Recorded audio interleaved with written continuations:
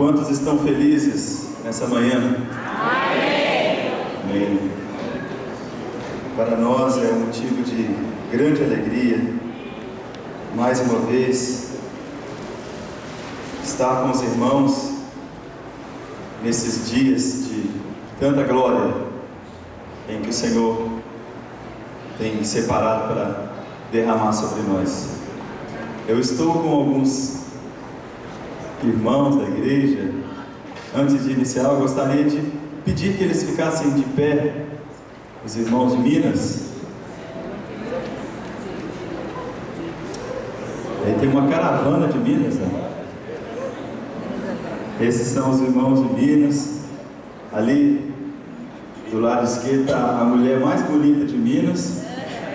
E hoje ela é a mulher mais bonita de São Paulo, né? Porque ela está em São Paulo. É a minha esposa. Que o Senhor abençoe cada um de vocês. Irmãos, nesses últimos dias, nós temos passado por um tempo em que o sol tem encontrado lugar no nosso céu. As nuvens não estão sendo suficientes para impedir com que os raios ultrapassem a camada de ozônio e possa ser sentido pelas nossas vidas. Eu queria iniciar nessa manhã dizendo que acima do sol existe um outro sol chamado Sol da Justiça, e que ainda que o céu esteja carregado com as mais densas nuvens, elas não são capazes de impedir com que esses raios gloriosos de Deus ultrapassem o universo, as estrelas, os planetas, penetrem na camada de ozônio, desça até o nosso corpo e entre na divisão da alma e do espírito, das juntas e medulas, e venha discernir os nossos pensamentos e as intenções do nosso coração. Esses raios não são ultravioletas. Esses raios, eles se manifestam hoje através desse livro que nós carregamos em nossas mãos, a Palavra de Deus. E é nesse livro que nós vamos fundamentar tudo que nós iremos falar nessa manhã, porque essa palavra é viva e eficaz. Você trouxe a sua Bíblia nessa manhã? Amém. É um culto de estudo bíblico, não é isso? Amém. Amém. E eu tenho criado um costume de cantar um corinho antes de começar um louvor. Um corinho que o Senhor me deu quando eu pensava nas mulheres que lavavam roupas que lavavam roupas na pedra. Alguma irmã aqui já lavou roupa na pedra? Olha que bênção. Eu não sei se é costume ou se era costume aqui, mas a gente vê muito em documentários aquelas irmãs ali, não, as mulheres, né? Não são porque as mulheres ali lavando a roupa e elas começam a cantar, né? Ela canta, uma faz a primeira voz aqui e do outro lado aquele coro acompanha repetindo aquela frase. E eu vou fazer a primeira voz e a igreja vai repetir o que eu falar. É muito simples. Vamos ter que adaptar ele para o dia, porque foi feito para a noite. Ele é mais ou menos assim: Ele está no nosso meio neste dia. E os irmãos vão repetir, amém? Amém. Só que eu tirei muito baixo. Ele está no nosso meio neste dia. Os irmãos repetem. Ele está no nosso meio neste dia. Ele vai fazer milagres hoje aqui.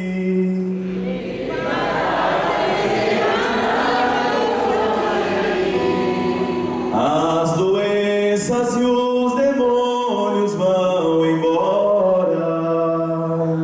As doenças e os demônios vão embora.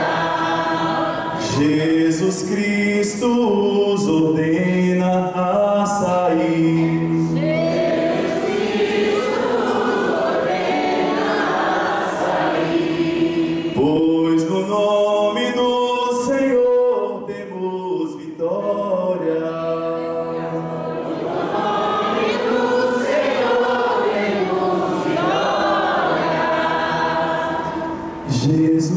vai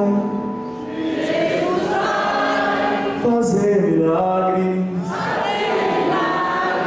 hoje aqui. Você pode levantar sua mão e glorificar esse Deus, porque Ele vai fazer milagres nessa manhã. Ele é o mesmo ontem, hoje e será o mesmo para todos sempre. Aleluia. Eu não posso deixar de agradecer ao pastor Ricardo, que nos hospedou de uma forma tão gloriosa na casa dele, e nós tivemos o privilégio de ser hospedado por 2 casais. Agora fomos para a casa do William, que nos ofereceu uma vida de rei ali. Nós estamos vivendo aqui como se fôssemos pessoas ilustres. Serve café, coloca a gente naquela cama bem bacana, faz churrasco, que coisa bacana. Esse é o povo de Deus, né? Na presença do Senhor, a fartura de alegria. Sem delongas, eu gostaria de convidar os irmãos que trouxeram a Bíblia a abrirem comigo a segunda carta de Paulo, escrita aos Coríntios, capítulo 3.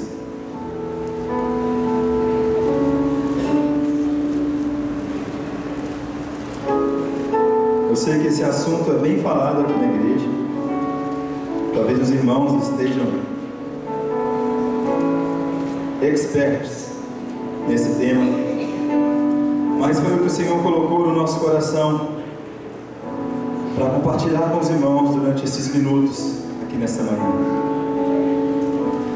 Glorificamos ao Senhor por essa oportunidade, pela vida do pastor seu, que nos aberto essa porta. E se você tem ainda força, eu gostaria que você ficasse de pé comigo. Segunda carta de Paulo aos Coríntios, capítulo 3, versículo 18.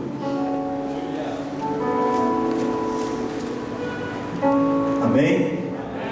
Se houver alguém do seu lado sem a palavra de Deus, eu peço para que você o ajude, mostrando a sua Bíblia.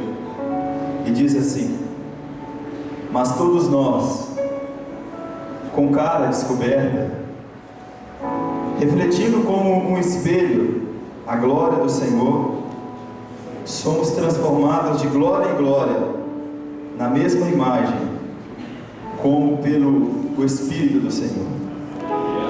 Feche seus olhos, vamos orar ao Senhor.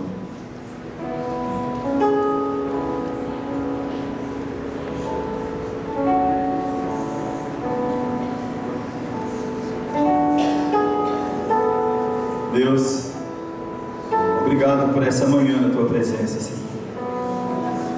Obrigado pelo privilégio de estar junto com o Teu povo, de estar compartilhando da Tua palavra, de estar ouvindo a Tua voz. Senhor, nós sabemos que não há nenhum merecimento em nenhum de nós para que a Tua salvação nos alcançasse. Mas aprove ao Senhor enviar o Teu Filho para que nós pudéssemos alcançar o Teu nome. E nesta manhã nós estamos aqui em torno desse nome, o nome de Jesus. E Ele mesmo disse, Pai, que aonde 2 ou 3 ou mais pessoas se reunissem em torno desse nome, Ele se faria presente. Por isso eu quero Te glorificar, ó Pai, pela presença do Teu Filho Jesus Cristo, através do Teu Espírito Santo no nosso meio.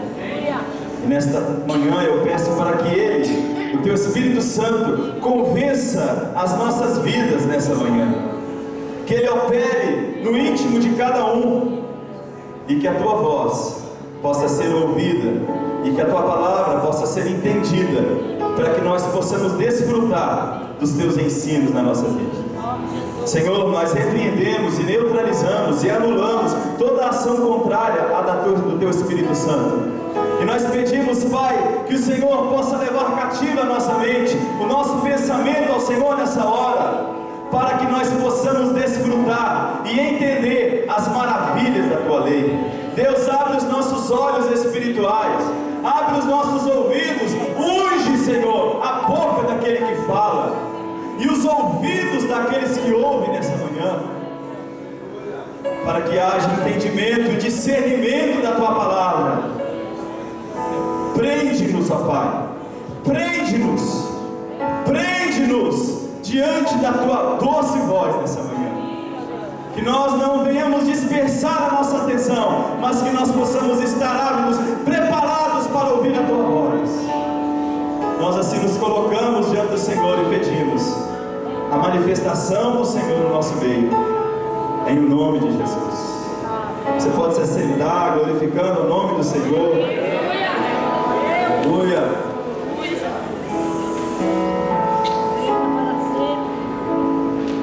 Nós estamos vivendo num tempo de constantes transformações. O século 21 foi precedido do século 20, que trouxe um avanço extraordinário no meio industrial, na economia. A ciência tem se multiplicado, ela não tem somado, ela tem se multiplicado. A medicina consegue fazer cirurgias extraordinárias. Hoje, a cada 7 operações de coração, apenas uma é necessário que se abra o peito para que a enfermidade seja tirada.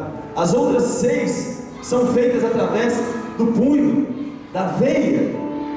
A medicina hoje, ela tem avanços extraordinários. Ela tem tecnologias que conseguem detectar o menor das enfermidades. O homem construiu impérios, castelos. O homem, ele fez rodovias que ligam cidade em cidade, estados em estados, países em países. O homem, ele fez aeroportos, construiu aviões que alcançam velocidades extraordinárias. O que dirá então do trem-bala, do metrô? São avanços do nosso tempo. O homem consegue alcançar estados, ele consegue alcançar até mesmo planetas. Mas o homem tem uma grande dificuldade em olhar para dentro dele e alcançar o seu próprio coração. O homem está se preocupando muito com o que está aqui fora, mas ele está se esquecendo que a essência da vida dele está aqui dentro, aonde procede as saídas da vida, de onde brotam os males, de onde brotam as coisas boas e as coisas ruins. E o próprio Jesus disse que o que contamina o homem não é o que entra, mas é o que sai. É porque dentro de nós há uma fonte, há um mistério dentro de nós, chamado coração. Há uma alma que é carregada de emoções, de sentimentos, que são extravasados de acordo com a nossa perspectiva da vida. Se nós olhamos para esse copo meio cheio, nós somos otimistas, mas se nós olhamos para ele meio vazio, nós somos pessimistas. Nós temos condição de enxergar a vida de acordo com a nossa perspectiva, mas acima da perspectiva do homem, do olhar do homem, acima da medicina, dos equipamentos, da tecnologia e da ciência, está o nosso Deus. Está o Deus que nos criou e que nos formou. E a cada 7 operações do coração que Ele faz, não é uma que Ele abre o peito, mas Ele não precisa abrir nenhuma, porque Ele toca com Sua palavra, tira a enfermidade, restaura a alma, toca no coração e troca tudo que era velho em coisa nova. O nosso Deus é perito em transformar o velho.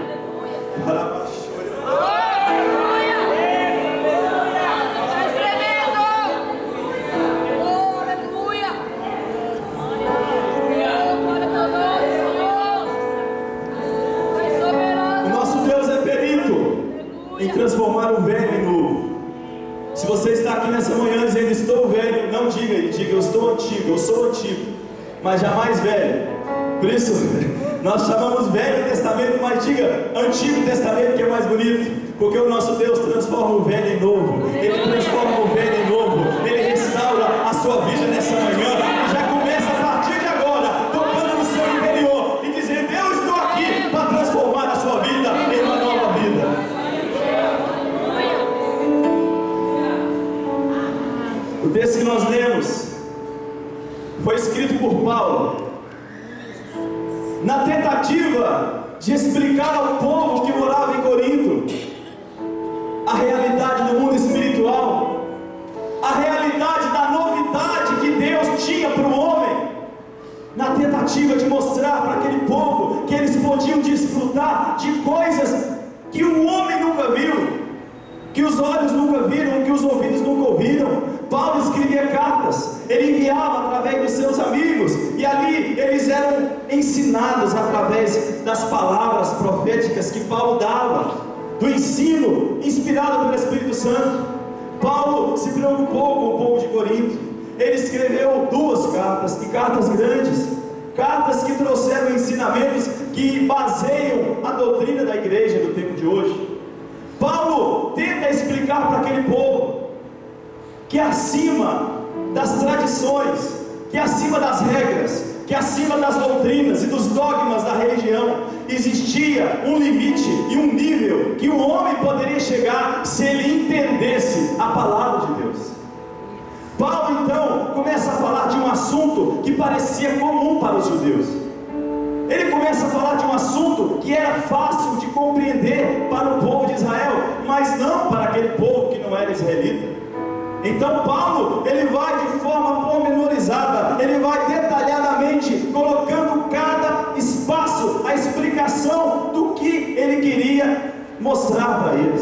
E se nós lermos o capítulo 3 de forma bem pausada, nós entenderemos de fácil acesso ao que Paulo queria nos ensinar. E hoje esse livro chega em nossas mãos, e nós podemos pegar esse livro e aplicar em nossas vidas. Vivemos uma época em que as igrejas estão vivendo transformações radicais. Nós vivemos uma época em que as doutrinas estão sendo perdidas, em que o temor a Deus, em que o zelo pela casa do Senhor e pela sua palavra, em que a juventude, os adolescentes são bombardeados dioturnamente com notícias, com informações, com shows, com eventos, com tudo que o mundo oferece. Porém, acrescenta-se um nome que sacraliza tudo: o nome gospel. Hoje nós temos o caderno gospel, hoje nós temos a roupa gospel. Nós estivemos há um tempo atrás nos Gideões, e aquela feira enorme de comércio evangélico, e aí o rapaz levantava a meia e dizia: meia social evangélica. Olha a meia social evangélica, olha que ponto nós chegamos, a meia social evangélica, porque geralmente quem usa mais são os evangélicos. Eu não esqueço disso. O comércio toma conta de quilômetros, bíblias, CDs, DVDs, gravata, terno, sapato. Hoje tem tudo. E a identidade da igreja está sendo trocada. Hoje, quando você liga a televisão, você não vê falando assim: foi Jesus quem me curou. Não. Você pode prestar atenção nos programas das igrejas neopentecostais, que elas não dizem assim: quem te curou? A pessoa diz: foi Jesus. Ele diz: não, foi a sua fé que te curou. Eles vão transferindo a glória de Deus para a autossuficiência do homem. E aquele homem então se diz: então eu posso, eu tenho fé. Então, já que a minha fé que me cura, não importa se a minha fé está em Jesus, se ela estiver nesse copo d'água, eu sou curado. Não é Jesus, é a minha fé.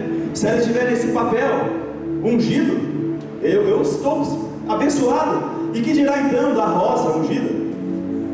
Que dirá então dos artefatos que estão recheando a igreja? Estamos vivendo num tempo em que o judaísmo está voltando para dentro das igrejas. Nós dissemos isso na Ermida. Eu gostaria de dizer isso aqui. Há pouco tempo atrás, começou-se a usar no Ministério Parque América um instrumento lindo chamado shofar, de origem judaica, uma bênção. Assim como um violão, um baixo ele não tem nada de errado nele. Mas eu apenas gostaria de falar como um servo de Deus, para que seja tomado cuidado, para que ele não seja o primeiro dos vários itens judaicos que estão entrando nos ministérios hoje. A arca da aliança, colocada à frente da igreja, aonde os pastores se ajoelham diante dela, troca-se essa caixinha de madeira por uma arca de aliança mais bonita, e você compra a arca da aliança de 100 mil, 50 mil, banhada a ouro, e coloca no púlpito em frente, e aí que a pessoa entra na igreja e pensa, mas essa igreja não é evangélica? Mas tem uma arca lá. E assim as modas, os modismos vão entrando na igreja.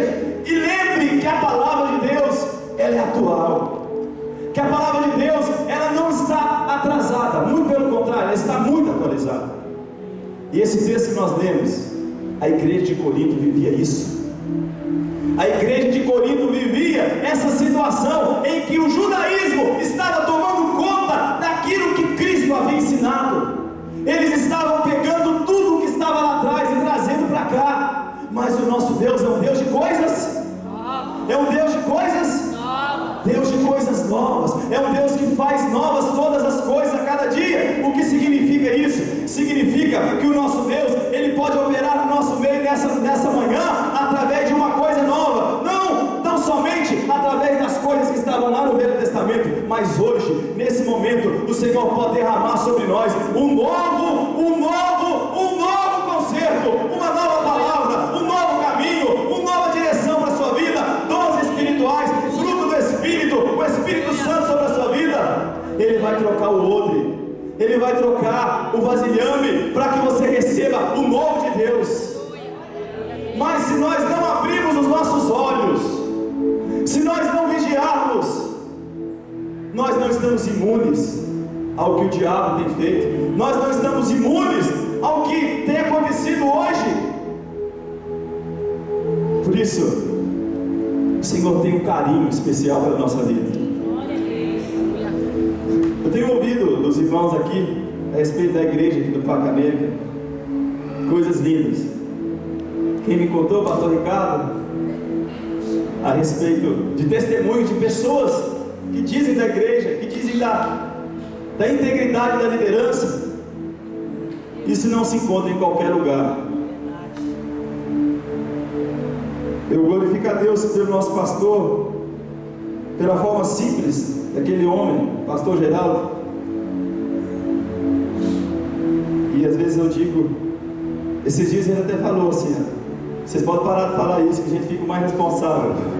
Quanto mais vocês falam que a gente é fiel, mais responsável a gente fica. Mas, como Paulo dizia, né, sede meus imitadores, como eu sou de Cristo. Deus colocou homens no nosso ministério, que são dignos de serem imitados, como eles imitam a Cristo. E ao terminar essa mensagem dessa manhã, eu gostaria que todos nós saíssemos daqui como homens e mulheres dignos de serem imitados pelo mundo. Porque é o que nós vamos entender nesse texto. Para entendermos um pouco como a escola bíblica dominical, vamos para a Bíblia. Vamos para o versículo 7. E vamos tentar entender de forma literal o que Paulo disse. 2 Coríntios capítulo 3, versículo 7.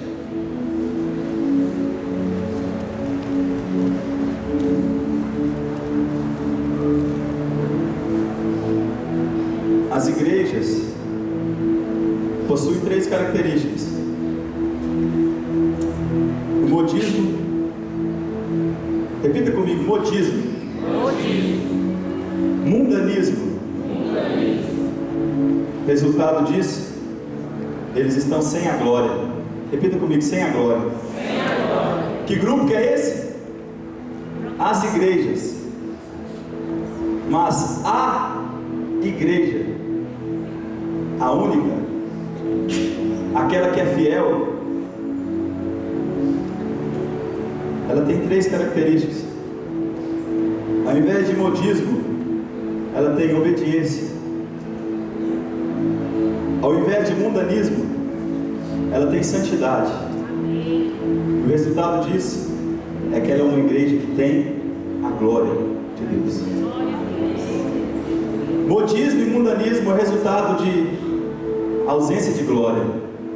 Obediência e santidade tem como resultado a presença da glória. E o versículo 7 diz assim: se você tem a sua Bíblia, uma caneta, comece a rabiscá-la. Não tenha dó da sua Bíblia. Tem gente que guarda a Bíblia como se fosse uma imagem. Cuidado, pode rabiscar.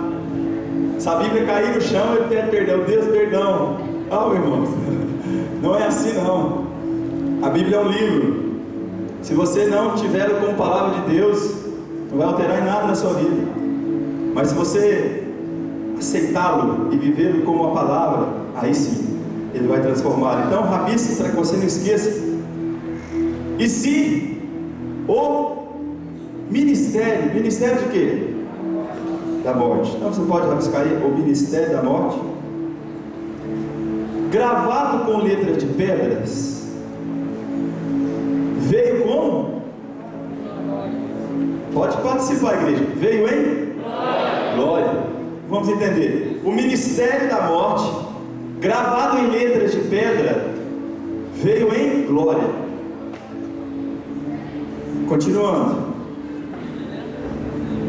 De maneira que os filhos de Israel não podiam fitar os olhos na face de Moisés. Não podiam fitar os olhos na face de Moisés. Por causa de quê? Da glória do seu rosto. Da glória ou do resplendor do seu rosto, a qual era, pode riscar essa última palavra aí, era o quê? Transitória ou passageira. Vamos entender. Nós temos no Brasil o Ministério da Justiça, o Ministério da Educação, o Ministério da Saúde. Por incrível que pareça, ainda não criaram o Ministério da Morte. Mas a Bíblia diz que existiu um ministério chamado Ministério da Morte. E que ministério é esse? Será que é do diabo? Não. É porque o diabo vem para matar, roubar, destruir, é isso que a gente fala? A Bíblia está dizendo de um ministério. Presta atenção. Se você é um ministro do Senhor, para que você entenda que tipo de ministério você tem. Existem ministros hoje que são verdadeiros ministros da morte. Não é porque ele pega um revólver e mata alguém, não. A Bíblia está nos ensinando. Porque o ministério da morte é aquele que foi gravado em letras de pedra. Qual que é esse ministério? Quem sabe? Como? A lei, a Bíblia, a própria Bíblia está chamando a lei, ela está considerando a lei, as coisas antigas de ministério da morte. Você vai começar a identificar aí alguns ministérios da morte. Se o ministério da morte, ele estava com a glória, de tal maneira, que quando as pessoas olhavam para Moisés, eles não podiam ver o rosto dele por causa da glória que estava resplandecendo do rosto dele, e essa glória era passageira. Os irmãos lembram da história de Moisés? O Moisés, quando a gente fala de glória, a gente lembra desse homem exatamente como está escrito. Moisés viu a glória de Deus se manifestando quando ele estava no monte. Começou com um fogo numa sarça ardente. Depois Deus o usa para tirar o povo do Egito, e a glória de Deus estava na nuvem. A glória de Deus se manifestava em sinais, em prodígios. No Antigo Testamento, a glória de Deus estava no fogo, na sarça, no vento. A glória de Deus estava no terremoto, na chuva. A glória de Deus estava no templo de Jerusalém. Eu pergunto aos irmãos, o que é glória? A gente fala tanto dessa palavra, o que é glória? Glória. Glória a Deus. Aí você fala, glória a Deus. O que é glória? A glória é a presença de Deus. Mais alguma definição? O poder de Deus. A manifestação de Deus. Mais alguém? Quando você contrata ali um pedreiro na sua casa, e o pedreiro vai, faz aquele trabalho bem feito, acabamento bacana, e sua esposa chega e diz: olha bem, quem fez a parede? Você diz: foi eu. O que você está fazendo? Você está roubando o que do pedreiro? A glória.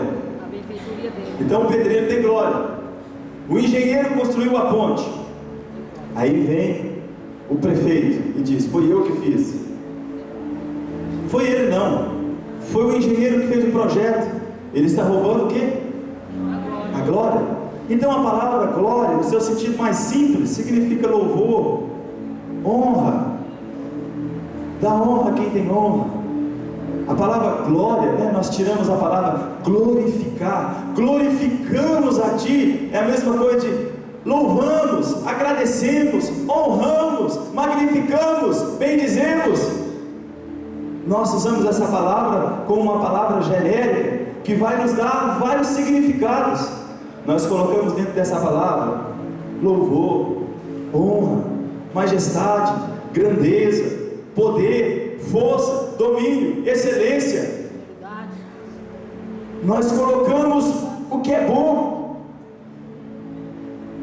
No dicionário, quando considerado a glória do homem, diz sobre a fama, sobre a honra, sobre o renome, aquele homem, um homem glorioso, um homem renomado. Quando nós falamos de Deus, nós consideramos o resplendor, o brilho que mostra alguém que tem poder, mostra o brilho. O poder vem do ouro, vem da capacidade monetária do rei, vem da capacidade de força dele, o poder de tirar e de dar a vida, o poder de permitir com que alguém viva, é porque alguém é mais forte do que o outro.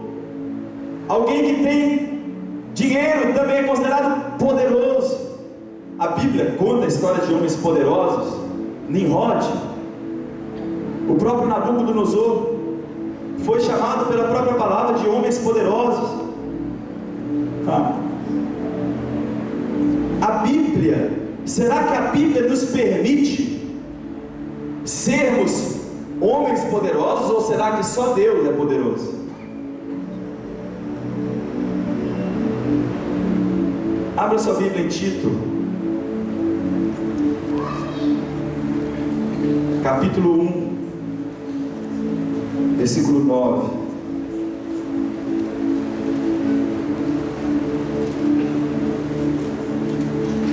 Tito fica depois de Timóteo e antes de Filemon. Tito, capítulo 1, versículo 9. Retendo firme a fiel palavra. Presta atenção nos adjetivos. Fidelidade, uma palavra fiel, não é qualquer palavra. Retendo de que forma? De forma largada, de forma deixada? Não, de forma firme, com firmeza, com clareza, com convicção. Eu vou reter uma palavra, mas que palavra? Do presidente? Do vereador? Não, uma palavra fiel. A fidelidade está ligada à verdade, à justiça, não à mentira. Uma palavra fiel, que é conforme o que? A doutrina. Então a doutrina tem que ter o molde da palavra fiel. A doutrina não tem que ter o molde da cabeça da liderança. A doutrina tem que ter o molde da palavra fiel. Retendo firme a fiel palavra, conforme a doutrina, para que seja o quê? Poderoso. A Bíblia abre um espaço para que o homem e a mulher sejam poderosos e poderosas. A Bíblia abre uma lacuna, ela abre uma regra, ela tem um versículo, ela tem uma condição para que alguém seja chamado de poderoso. Não é porque ele tem dinheiro, não é porque ele tem fama, não é porque ele tem um nome alto, mas é porque ele retém a palavra fiel conforme a doutrina. Se você retém a palavra fiel conforme a doutrina,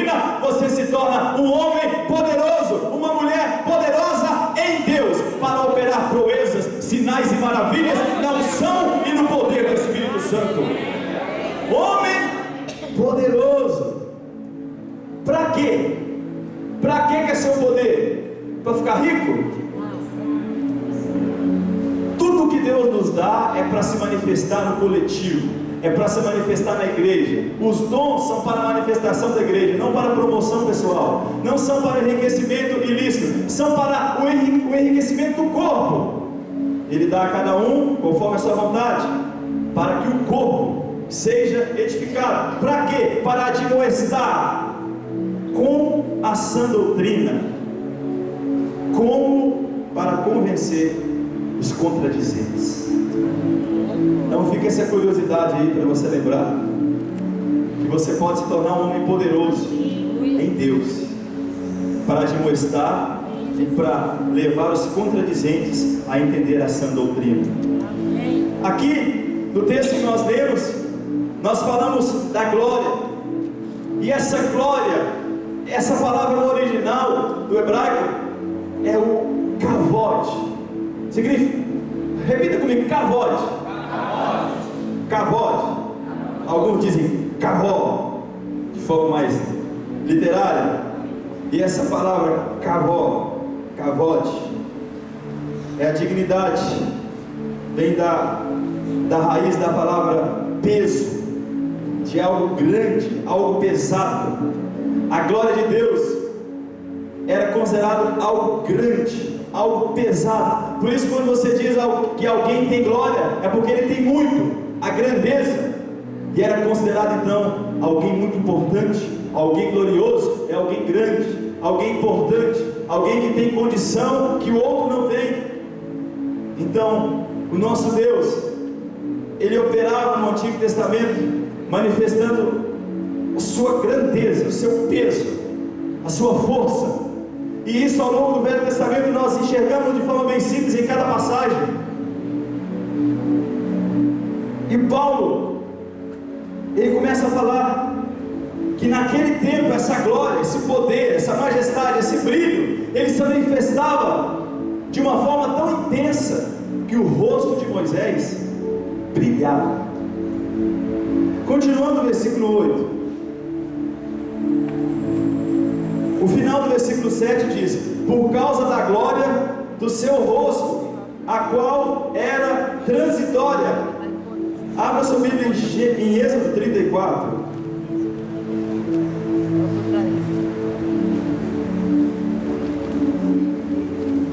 A glória que Moisés tinha era transitória.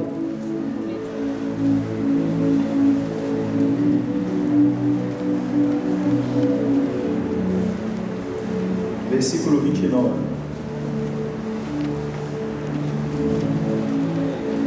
E aconteceu que, descendo Moisés do monte Sinai, e Moisés trazia as 2 tábuas do testemunho em sua mão, quando desceu do monte, Moisés não sabia que a pele do seu rosto resplandecia, depois que falara com ele.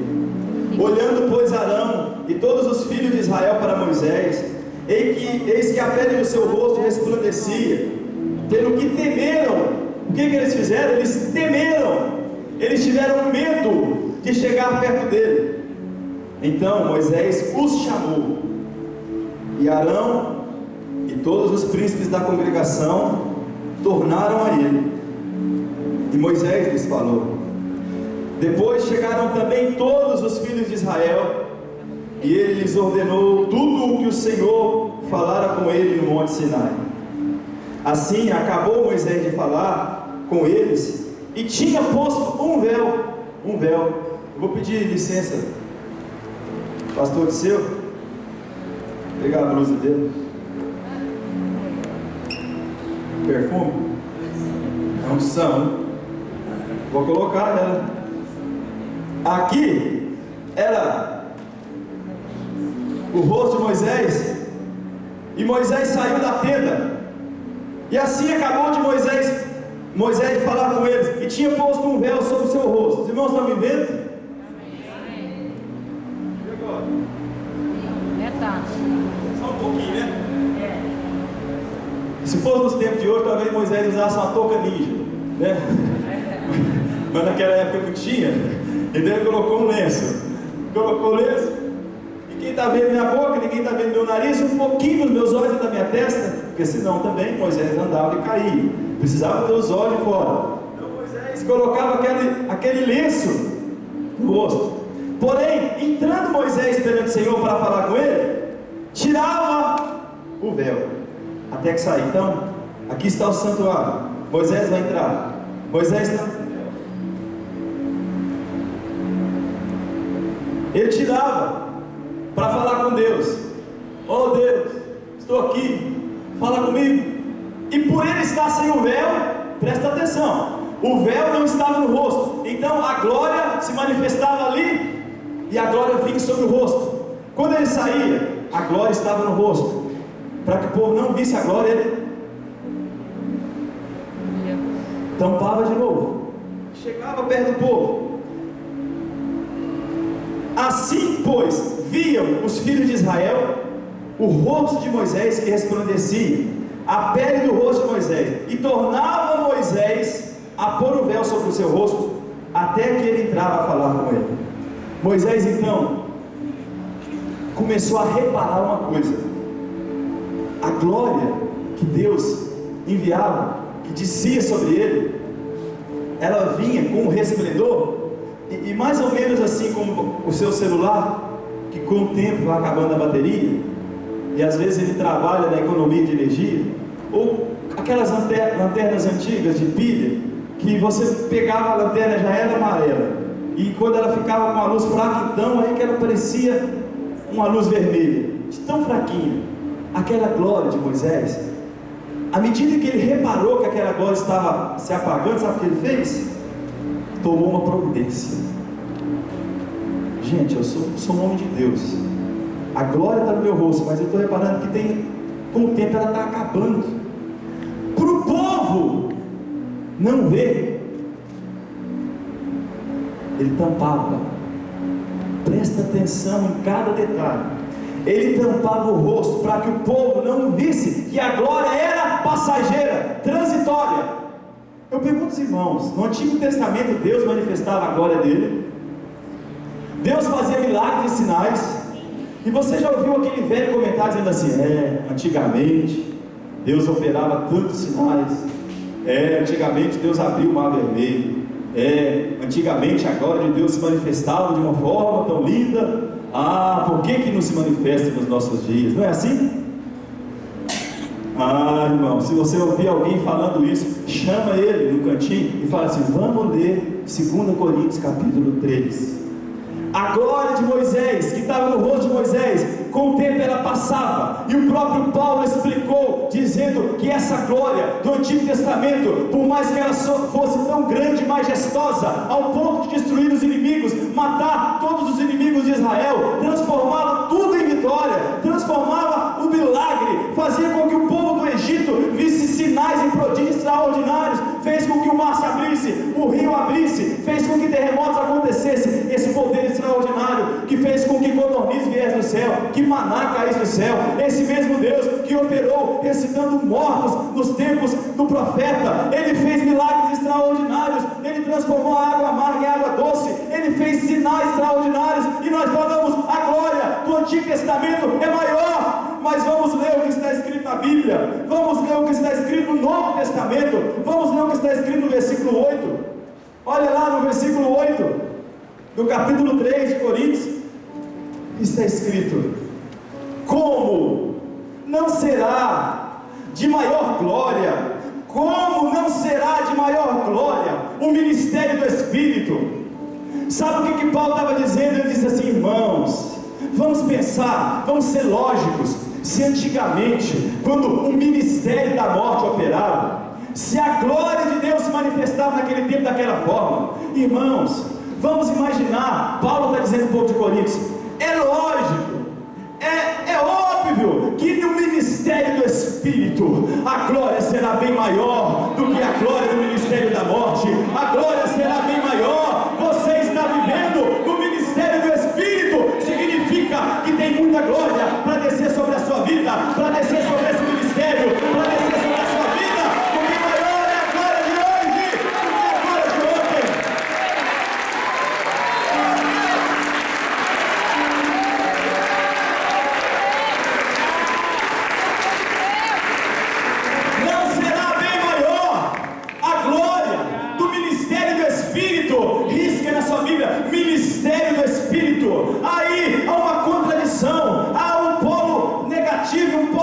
motivo. Aí há dois polos: o ministério da morte e o ministério do Espírito. Está dizendo: no ministério da morte, Antigo Testamento, leis, mandamentos, coisas que o homem jamais conseguiria fazer. E o ministério do Espírito, que agora não é porque você merece, mas é pela graça sois salvos, e isso não vem de vós, é pela fé, para que ninguém se glorie, porque a glória e o louvor é dele, a honra é dele, a majestade é dele, a força é dele, a dignidade é dele, porque dele, por ele e para ele são todas as coisas, porque ele é o autor e consumador da nossa fé, o único digno de louvor, adoração, veneração, santidade, honra. Ele merece, porque ele é grande, ele tem o peso da glória, ele tem o cavalo, ele se manifesta com seu Espírito Santo, e os milagres acontecem, as enfermidades vão embora, os demônios são expulsos, o ímpio se converte e se torna justo, e vai morar ao lado dele lá no céu.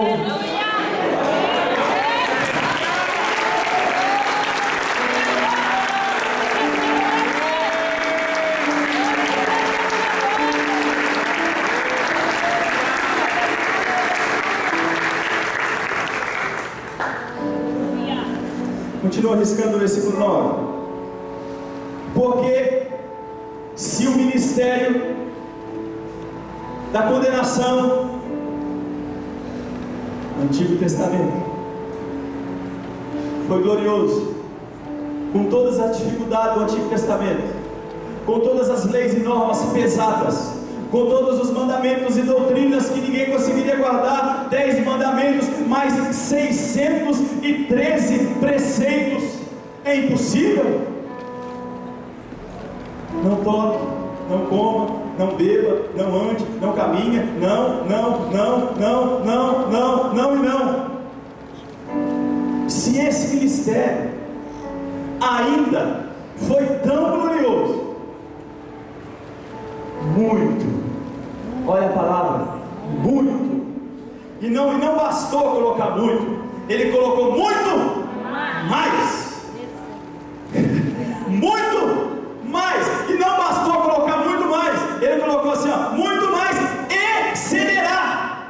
Muito já é um limite de grandeza, mais outro limite de grandeza, excederá. Sabe por quê? Porque a bênção do Senhor é sem medida, ela é recalcada, sacudida e transbordante. Você está aqui com a sua vasilha, e a sua vasilha está cheia, então Deus vem e derrama a bênção sobre a sua vida. Então você diz: mas Senhor, o Senhor já derramou bênção. Ele diz: não, a minha bênção é sacudida. Deixa eu fazer uma coisa, deixa eu sacudir um pouquinho, sacode para dar mais espaço. Então ele joga mais. Você senta agora, eu estou cheio. Não, ele não vai fazer assim, ó. Ele faz assim, ó. Segura. Ele faz assim, peraí. Já está cheio, mas peraí. Deixa eu recalcar, deixa eu apertar. Recalcar. Ele recalca e você diz: Senhor, está tão cheio que não dá nem para apertar mais. Ele diz: peraí, deixa eu derramar mais. É recalcada, é sacudida e é transbordante. Ele derrama. É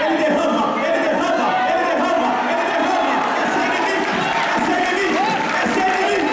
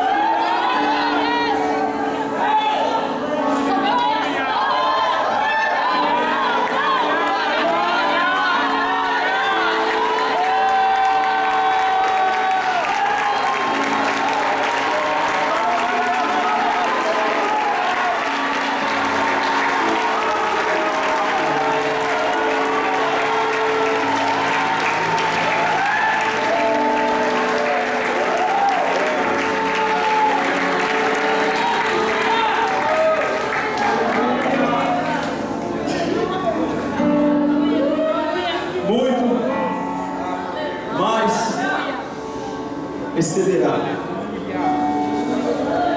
em glória. Excederá em quê? Não é em dinheiro, não? É em glória. Excederá em glória. O ministério de quê? Olha que coisa linda, olha que coisa linda. O ministério da justiça adverte: fumar é prejudicial à saúde. O ministério da justiça adverte: essa bebida pode causar doenças do fígado. O ministério da justiça, o ministério da saúde, perdão, irmãos, mas o ministério da justiça, que a Bíblia diz, é o ministério de quem? Do Espírito Santo. Sabe por quê? Porque ele tem 3 funções: convencer o homem do pecado, da justiça e do juízo. Por isso esse ministério aqui é o ministério do Espírito Santo. Antigamente, ministério da condenação: pecou, tem que morrer. Adulterou, vai ser apedrejado. Roubou, vai ter a mão cortada. É olho por olho e dente por dente. Agora, o ministério que nós estamos é o ministério da justiça. Porque também o que foi glorificado nessa parte não foi glorificado por causa desta excelente glória. Versículo 11: porque se o que era transitório no Antigo Testamento, a glória de Deus se manifestava no terremoto. O terremoto dura para sempre?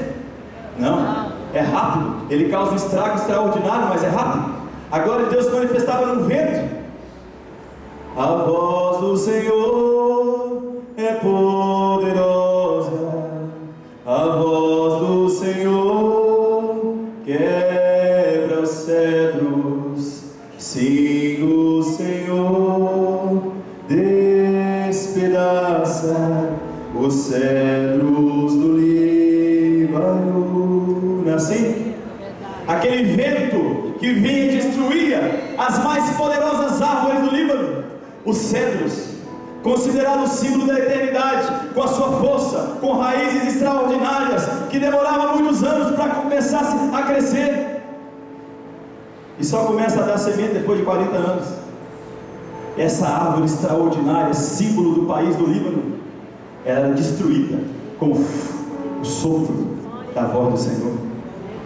E quando você lê a Bíblia no original, a maioria das vezes em que está escrito palavra no Novo Testamento é a palavra do Espírito. O Espírito, perdão, está escrito pneumo. Pneumo vem do vento, do sopro. O seu pneu é cheio de ar. Pneumologia. O estudo do Espírito Santo. O sopro de vida é o pneu de Deus. É o Espírito que entra no homem. A palavra é um sopro. Como a palavra é um sopro que vem sobre a nossa vida, que destrói toda a nossa impureza, que quebra toda a fortaleza. O fôlego de vida. Essa glória que se manifestava em vento, em chuva, em sol, com coisas passageiras, com calor, com frio.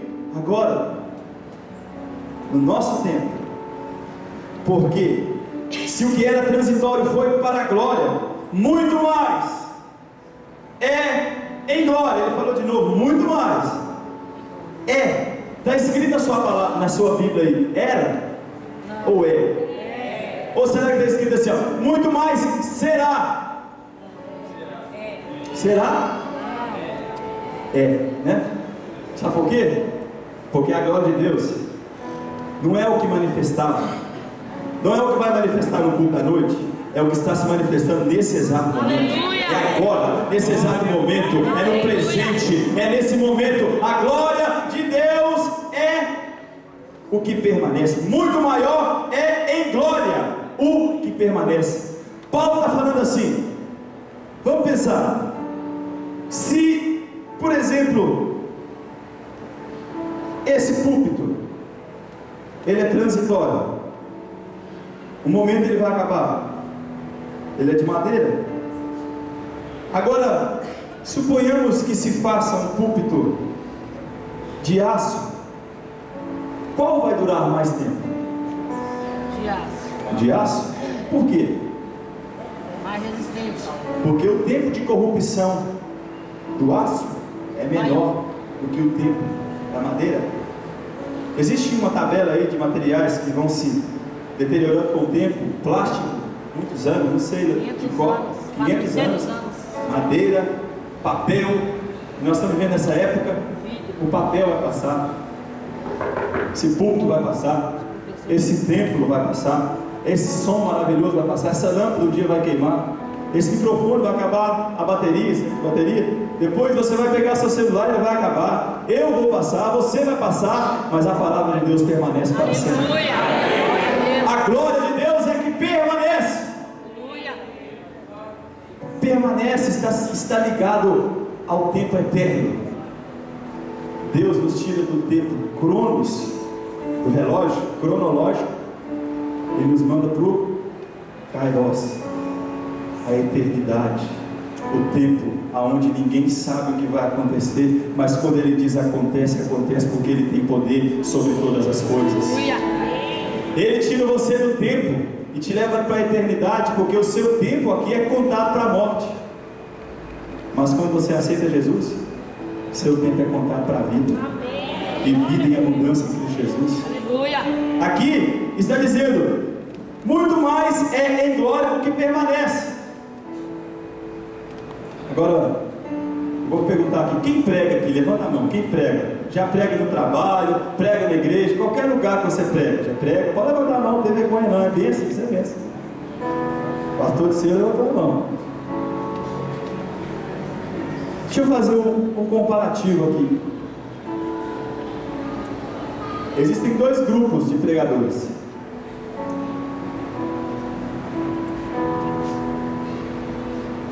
Existe um pregador que parece que ele foi ensinado dentro de um monastério. Prega assim: abramos a palavra de Deus. Êxodo capítulo 24.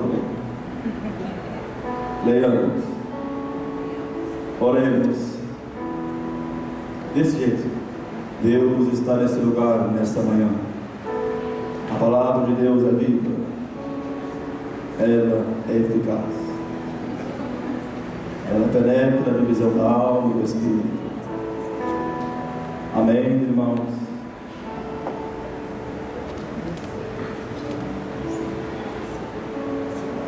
Esses dias, na igreja, eles falaram que tem alguns irmãos lá que gritam muito. E eu estava no meio, né? Para quem você grita? Deus não é surdo.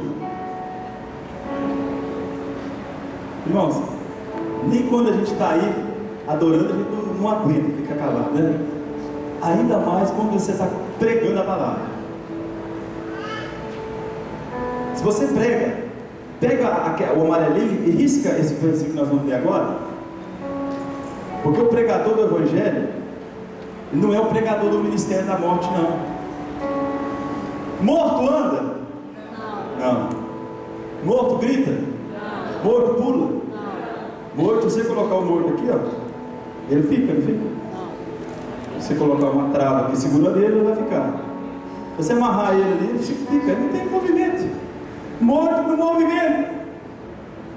Morto é frio. Coloca a mão no defunto quando você for no velório. Morto não chora. A única coisa que o morto faz é feder, né? Fede, que mais fede?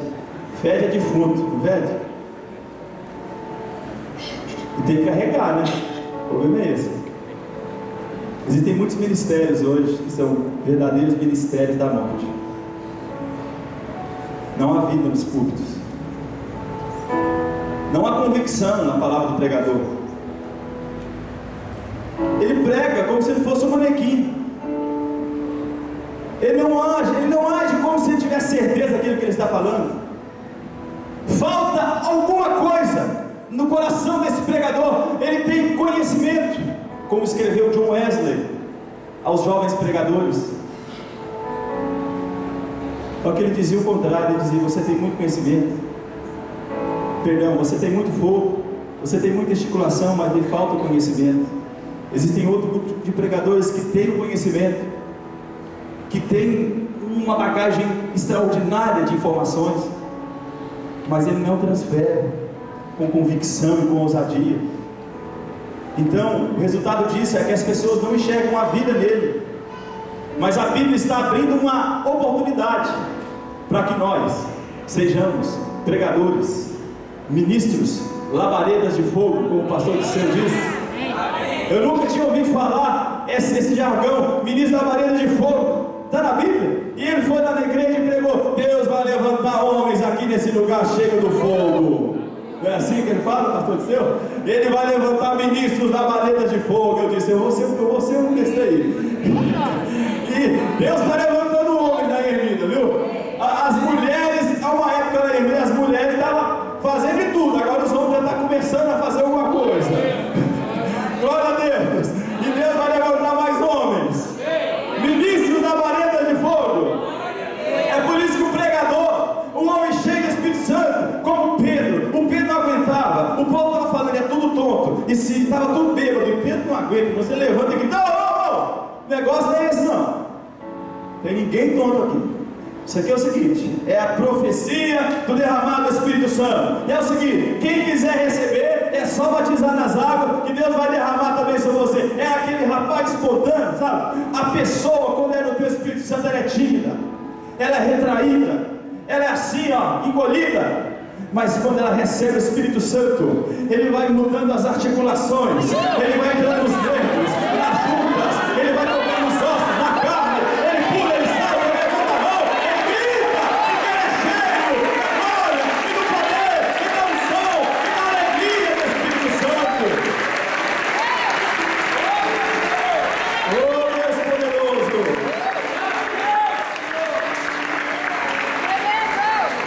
Ministério da morte não tem isso não. Ministério da morte, ninguém fala glória a Deus, ninguém levanta a mão, pular aqui na frente, ó, aqui na igreja, e Ministério da morte, tá? Morto pula, ué, que isso? Ué. Agora, Ministério da morte não tem grito, não tem aleluia, não tem levantar a mão, não tem esse negócio. Rodar, morto roda. Só se jogar ele no morro, deixar ele rodando, né? Só se for no automático. Agora, o que tem vida, se ele fala assim, ó, eu vou andar, ele anda. Se ele fala, eu vou pular, ele pula. Se ele fala, eu vou levantar a mão, ele levanta. E o que eu estou falando? É porque está escrito na Bíblia. Está escrito aí então. E Paulo diz assim: gente, vocês estão entendendo? Está falando para Coríntios. Pessoal de Coríntios, vocês estão entendendo que esse ministério que está vivendo é um ministério bem maior? Vocês estão entendendo que esse ministério é um ministério de glória, de excelência, de magnitude? E ele fala assim: tendo, pois, tal esperança. Ele resume falando assim: irmão, vamos terminar então. Baseado em tudo isso que eu falei, a gente tem uma esperança. Então, tendo a esperança de que o tempo que nós vivemos é o tempo da glória de Deus se manifestar, é o tempo em que o Espírito Santo vai derramar sobre toda a carne, é o tempo em que o fogo vai arder continuamente sobre o altar e não se apagará, tendo a total esperança de que o Espírito Santo se manifesta através dos dons de línguas, de profecia, de cura divina, de interpretação, de dons e de maravilhas. Esse Espírito Santo que concede a capacidade do homem que não precisa falar uma palavra, ser eloquente pregador do Evangelho. Esse Espírito Santo, ele diz assim, ó: tendo, pois, tal esperança, usamos de muita ousadia no falar, muita ousadia. Você tem que ser ousado, você tem que dizer: ele está aqui, ele está presente, o Espírito Santo está aqui. Ousadia, coragem, intrepidez, convicção. O Senhor está lhe dando nessa manhã, pregador. Ele está lhe dando com ousadia, convicção, coragem, para que você levante a mão e ore pelo enfermo, expulse o demônio, diga: Jesus Cristo é o mesmo ontem. O pecado manda para o inferno, mas o Salvador da humanidade vai nos levar para o céu. Você vai ser ousado. A diferença é que o ministério da morte não entende. Então ele vive com o véu, ó. Olha o véu. Com o véu é impossível que a glória de Deus seja vista. Com o véu é impossível que o brilho da glória de Deus se manifeste. Versículo de número 13. Ele fala assim: deixa eu perguntar aos irmãos aqui, quem aqui quer ser como Moisés? Levanta a mão. Vocês já leram, né? Tem gente que fala assim, eu quero ser igual a Moisés. Fala isso não. Olha o que Paulo fala, não somos como Moisés. Moisés foi uma bênção, mas ele não tinha essa liberdade que nós temos hoje. Paulo está falando de liberdade. Olha aqui que ele fala, não somos como Moisés. Moisés era bom, mas com toda a bondade dele, não vou ser como Moisés. Por quê? Calma. Põe o véu sobre a sua face, para que os filhos de Israel não olhassem firmemente para o fim daquilo que era transitório. A glória estava apagando. Moisés, ó, eu não vou deixar o povo ver que a glória está apagando. Eu sou homem de Deus. O homem de Deus é sincero. Está doente?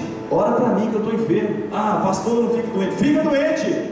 Que isso? Rasga a sua Bíblia então, onde está escrito que Timóteo tinha que beber vinho para curar o estômago.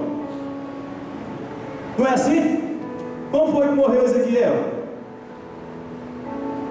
O homem de Deus morre nessa vida, mas vive com Deus na vida eterna. Aí o homem de Deus diz, não, eu sou homem de Deus, eu não fico enfermo, eu não fico triste. Está contrariado. Tem obreiro, tem diácono, tem pastores, vai orar pela sua vida. Deus vai ministrar na sua vida. Mas o ministério da morte não. Somos aqui, o homem de Deus, a comissão, o presbitério, os pastores, nós aceitamos. Não, irmãos, o homem de Deus é claro. Ele é convicto e ele é sincero. Jesus tinha dia que ele chorava. Ele ia para o monte, sozinho. Ou vai dizer que você não chora? Vai dizer que você não vai para casa de vez em quando depois do culto e abre a boca a chorar e diz, Senhor, o que está acontecendo comigo? Não estou entendendo nada. Isso é assim mesmo. Mas você tem sinceridade, porque o ministério que você vive agora é o ministério da justiça, e o justo é verdadeiro, ele é sincero. Ele diz assim, Moisés colocava o véu na face. Ele diz assim, mas seus sentidos foram endurecidos. Agora presta atenção, essa parte você tem que riscar mesmo. Depois dessa palavra endurecidos, está escrito assim, porque até quando? Até hoje é que dia? 26? 7. Até o dia 27 de 10 de 2013, e se daqui 10 anos, meu filho já tiver nascido, e já souber ler, ele vai ler esse versículo, e vai estar escrito, e até hoje. Se daqui 50 anos o meu neto estiver vivo, ele vai ler escrito até hoje. Até hoje, o mesmo véu está por levantar na lição de quê? Eu podia ter falado antigo, né? Mas ele falou velho Testamento. Presta atenção nesse finalzinho. O que está escrito na sua Bíblia aí? O qual Foi por Cristo abolido. Peraí. Fala de novo essa última palavra. Foi por Cristo o quê? Abolido. Então quer dizer que não tem mais essa regrinha de matar cordeiro. O sujeito pegava o carneirinho e ia para a rua fora. Aí falava, ela pecou, ela vai para o tempo. Não tem isso mais não, irmãos. Não tem mais regrinha. O Velho Testamento foi abolido. Não está escrito, não é doutrina da igreja de Porca-Venga, não está escrito na Bíblia. Então chega alguém perto de você falando assim, como isso não? Está na lei. Dia tal, ele não pode trabalhar não. Chama ele, senta no cantinho. Fala assim, vamos ler 2 Coríntios capítulo 3 e lê com ele, faz um estudo. Eles gostam de fazer estudo com vocês, né? Então vamos lá. Até hoje, quando é lido Moisés, o véu está posto sobre o coração deles. Olha só, aquela igreja do ministério da morte, quando eles estão falando do Velho Testamento, estão lá ensinando o Velho Testamento, vocês vão ver que o véu está aqui no coração. O véu é a lei. O véu é aquilo que impede que a glória de Deus se manifeste. O véu simboliza a lei, o Velho Testamento que vem sobre o rosto, que vem sobre a face, tirando a identidade, não permitindo com que a glória de Deus se manifeste. Agora, terminando, mas quando se converterem ao Senhor, então o que? O véu se tirará. Coisa linda foi o dia que o véu foi tirado dos nossos rostos. Coisa linda foi o dia em que alguém chegou perto de você e disse: não precisa acender vela, porque o nosso Deus, Ele é a luz do mundo. Ele disse assim: não precisa ficar dando oferenda para Ele, não, Senhor. Ele falou que Ele é o pão da vida. Não precisa ficar pagando promessa, subindo escada até no último degrau, porque todo o preço já foi pago por Ele na cruz do Calvário. Não precisa carregar fardo, não, Senhor. Ele disse: tomai sobre vós o meu jugo e aprendei de mim, que sou manso e humilde de coração, porque o meu jugo é suave e o meu fardo é leve. Coisa boa, coisa linda, foi aquele dia em que o véu foi tirado dos nossos rostos. E se houver alguém aqui nessa manhã dizendo: ainda tem um véu no meu rosto, o Espírito Santo do Senhor começa a se manifestar na sua vida, dizendo: eu vou tirar o véu, para que a glória de Deus se manifeste na sua vida, e para que o povo lá fora veja a glória de Deus no seu rosto. Mas quando se converterem ao Senhor, se você conhece alguém que diz que é convertido ao Senhor, mas vive o Velho Testamento, ele não converteu, está na Bíblia. Quando se converter ao Senhor, o véu se tirará. Agora ele vai falar, terminando o texto: ora, o Senhor é Espírito, e onde está o Espírito do Senhor? Aí há o quê? Liberdade. Aonde está o Espírito do Senhor? Aí há liberdade. E no versículo final que nós vemos: e todos os pastores, e todos os homens, e todos os padres, todos os apóstolos, todas as mulheres, as casadas ou as solteiras, todos nós. Agora ele foi bem incisivo. Na minha Bíblia fala cara, com cara descoberta, não é rosto não, cara mesmo, como que diz lá, é fuça. E todos nós com cara descoberta. Sabe o que eu estava pensando aqui nesse texto? Existe uma frase chamada vergonha na cara, né? A gente fala: tem vergonha na cara? Aí eles falam assim: se eu tivesse vergonha na cara, eu tampava ela, e falava desse jeito. Porque daquilo que eu tenho vergonha, o que eu faço? Eu estou vestido com roupa comprida, eu estou tapando as minhas vergonhas. No Velho Testamento chama de vergonha. Aquilo que eu tenho vergonha, eu não deixo com que as pessoas vejam a minha vergonha. Sabe por que Moisés tapava o rosto? Porque ele tinha vergonha. A glória estava indo embora. Hoje não. Você não tem vergonha. Tendo, pois, o quê? Ousadia. Ousadia. Temos, pois, tal esperança, usemos com ousadia, intrepidez, coragem. Tirou o véu do rosto. E agora a parte mais linda desse texto: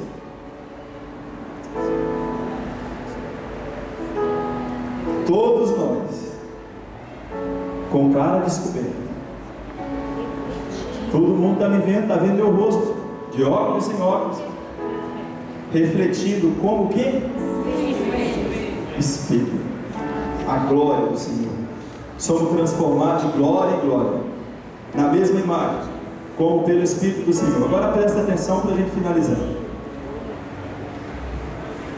Aqui está um espelho, perdão. Aqui está o Senhor. O Senhor está aqui com a sua glória. E a glória é resplendor, é luz.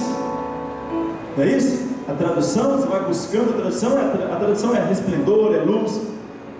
Deus está aqui, o sol da justiça, com a sua glória.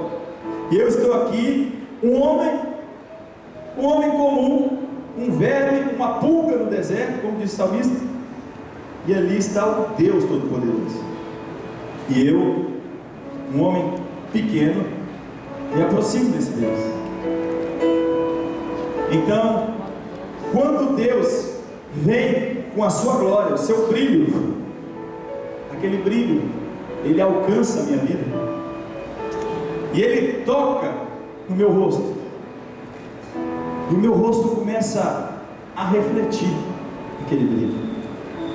Ele vai brilhando e eu vou refletir. Você já viu quando você entra num lugar, quando está um raio de sol, e você está com a camisa azul ou vermelha, o reflexo se torna azul ou vermelho, porque o raio bate na superfície que reflete. O espelho funciona como uma placa que reflete o brilho numa superfície, presta atenção nisso, numa superfície específica. O espelho reflete o brilho numa superfície específica. Se eu apontar o espelho para esse copo, ele vai iluminar esse copo, ponto final. Ele não vai iluminar essa igreja, o espelho vai iluminar esse copo. Eu estou com uma notícia, vou ler rapidamente, uma notícia que foi publicada antes de ontem na BBC do Brasil.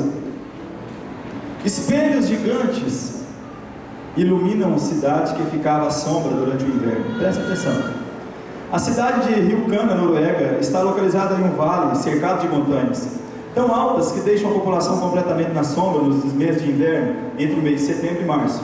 Mas isso deve mudar com a instalação de grandes espelhos em seu topo. Martin Anderson, um dos idealizadores do projeto, diz que o objetivo dos espelhos é refletir parte da luz do sol que bate na montanha para a cidade. De acordo com ele, a ideia era muito lógica. Já que havia sol no topo do vale, por que não refletir a luz para baixo? O fundador da hidrelétrica local teve a ideia parecida há 100 anos, mas na época não havia tecnologia suficiente. O prefeito de Rjukan disse que os céticos agora festejam os efeitos dos novos espelhos e que não há como negar que a ideia atraiu a atenção de todo mundo. Bacana, né? A cidade era no vale e entre o mês de setembro e março dava sombra, mas muita sombra. Então não tinha sol, montanha. O que eles fizeram lá na Noruega? Pode pesquisar no Google. Colocaram grandes espelhos, os maiores do mundo, no alto da montanha. Em determinada parte do dia, o sol reflete no espelho e o espelho reflete na cidade. E a cidade é... Você já está entendendo alguma coisa? Quem está em trevas? O mundo está em trevas. E existe um sol que está atingindo esse mundo. Mas por incrível que pareça, o nosso Jesus, quando voltou para o céu, ele se colocou como cabeça. E cabeça precisa de corpo para manifestar a sua obra. Se eu pensar em mexer com a mão, minha mão tem que mexer. O corpo está na terra, mas a cabeça está no céu, de tão grande que é o nosso Deus. Olha só, o corpo está na terra, a igreja, mas a cabeça está no céu. Essa cabeça, esse sol que brilha, precisa se manifestar no mundo. E ele não vai se manifestar mais com Gabriel, com Miguel. Não, ele vai usar a mim e a você. Aí a glória de Deus que está lá refletindo, ela vai vir sobre a minha vida. E eu sou um espelho. Presta atenção. Os primeiros espelhos que foram feitos na idade de 400 anos antes de Cristo, já foram encontrados espelhos feitos de bronze, de cobre. O Egito fazia espelhos com cobre polido. Eles poliam, até ficar um pouco brilhante. Talvez a primeira concepção do espelho foi no reflexo da água. Depois eles começaram a fazer um espelho com prata, um material mais fácil de ser polido. E agora, se não me engano, 1835, um homem conseguiu desenvolver uma técnica química, juntando vários óxidos, para fazer um elemento que tem que ser passado numa superfície lisa, de preferência vidro, para que essa superfície se torne refletora de luz. E o espelho do ano de 1825 é considerado, a partir desse ano, o mais nítido espelho, porque conseguiu uma nova fórmula para que o reflexo fosse perfeito. O espelho de latão, o espelho de cobre não era perfeito, ele tinha uma deturpação da imagem original. O Antigo Testamento é um espelho de cobre, é um espelho de latão, é um espelho de prata. Ele não tem a imagem perfeita de Deus, ele não tem a imagem real de Deus. Mas quando Jesus Cristo, a perfeita imagem de Deus, se manifestou nesse mundo, ele veio manifestando a perfeita imagem de Deus. E agora, ele refletindo a realidade do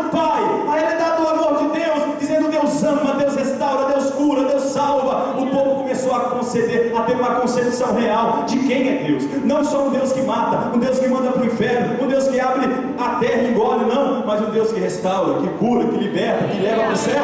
Jesus, ele veio para mostrar essa face de Deus, porque com o tempo, assim como o espelho melhorou, olha que lindo, Deus está em tudo. Assim como a tecnologia melhorou, a concepção do espelho, a concepção da manifestação de Deus foi melhorando com o tempo. E se no tempo de Jesus, Deus já manifestava naquele tempo, imagina o nosso tempo, já tem quase 2000 anos, então Deus está ainda mais perfeito, refletido em nossas vidas. Por quê? Presta atenção, de que é feito o vidro?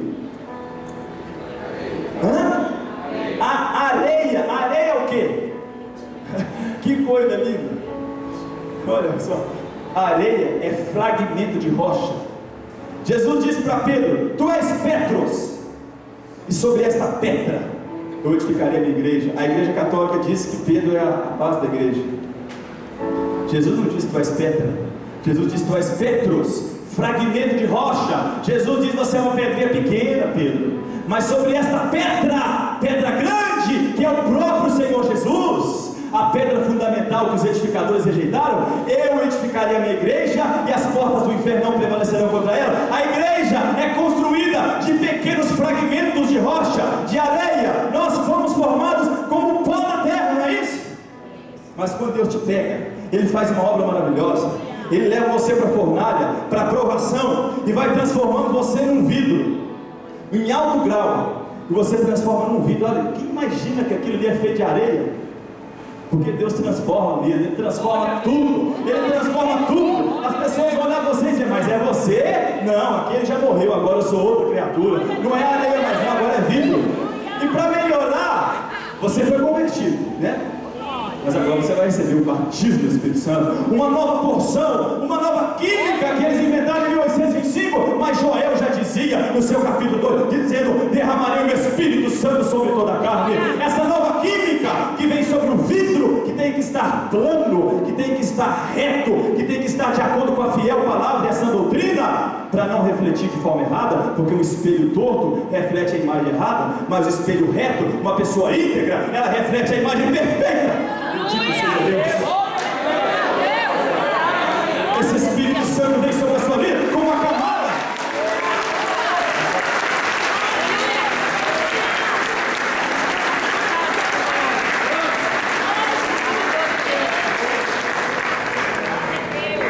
O Espírito Santo vem sobre a sua vida. Você era um vidro, antigamente você era um vidro, uma areia não reflete nada, pelo contrário, esquenta, e você pisa nela e queima o pé. Mas quando vira vidro, ela reflete um pouquinho, bem pouquinho, mas reflete um pouquinho. Tem gente aí no mundo que reflete, tem gente convertida que reflete, é uma bênção, reflete, mas é bem rasinho. Mas depois que recebe o Espírito Santo, tem uma camada de poder na sua vida, e aquilo que Deus manda na sua vida, você reflete para o seu irmão. E o seu irmão, que é corpo, você lembra que eu falei que o espelho reflete numa camada, o brilho numa parte específica? Porque Deus não chamou só um homem para ganhar o mundo, não, porque só um não consegue. É impossível um homem só refletir a glória de Deus no mundo. Sabe como funciona? Isso é lindo demais. Eu estou aqui e Deus está aqui.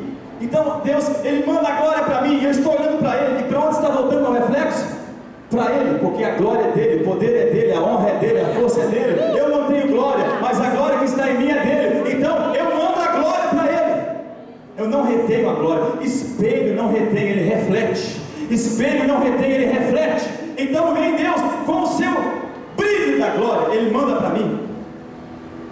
E eu que estava olhando para Deus, eu me viro um pouquinho só, porque se virar demais é errado. Eu me viro um pouquinho e estou refletindo agora no Mateus. Aleluia. E Mateus diz assim: eu vou imitar o Jason como o Jason está imitando a Cristo. Então Mateus vai e vira um pouquinho para lá e reflete no irmão. O irmão vê a glória do Mateus que estava na minha vida, que vem de Deus, e aquela glória, aquele brilho vai percorrendo a igreja. De repente aquele irmão vira para lá, aquele raio vai correndo para cá, outro raio vai correndo para lá, esse para lá, esse para cá, esse para lá, esse para cá, e de repente o mundo está cheio da glória, cheio da glória, cheio da glória, cheio da glória.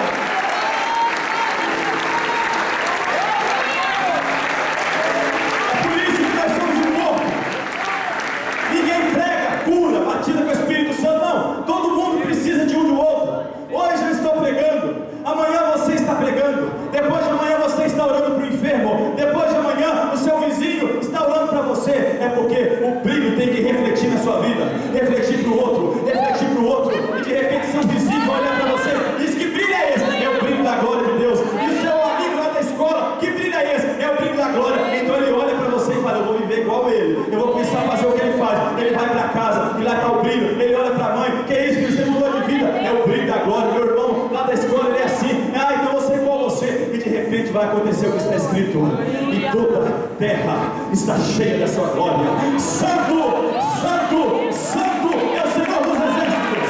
Toda a terra está cheia da sua glória, está cheia da sua glória, está cheia da sua glória. Aleluia. Com a permissão do pastor, eu gostaria de orar com a igreja. Antes de passar, eu queria que você ficasse em pé por alguns minutos. Aleluia.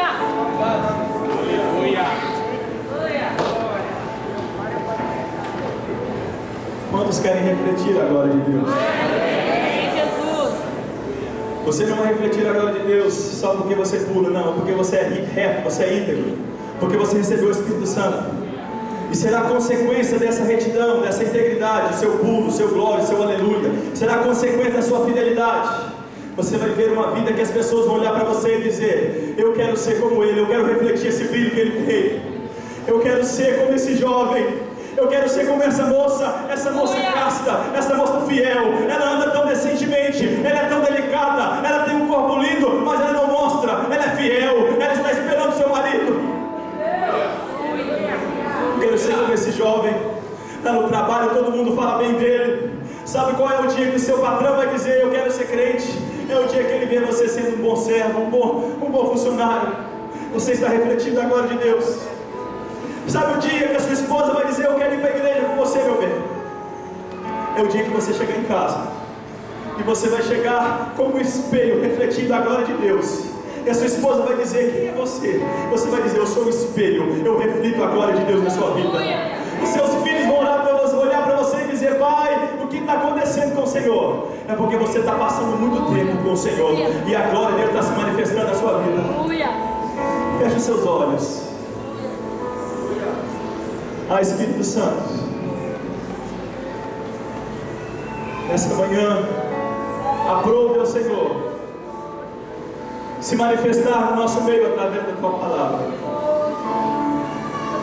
Deus, mas nessa manhã também existem jovens, homens, mulheres que estão clamando no íntimo de seus corações, dizendo: eu quero ser um espelho,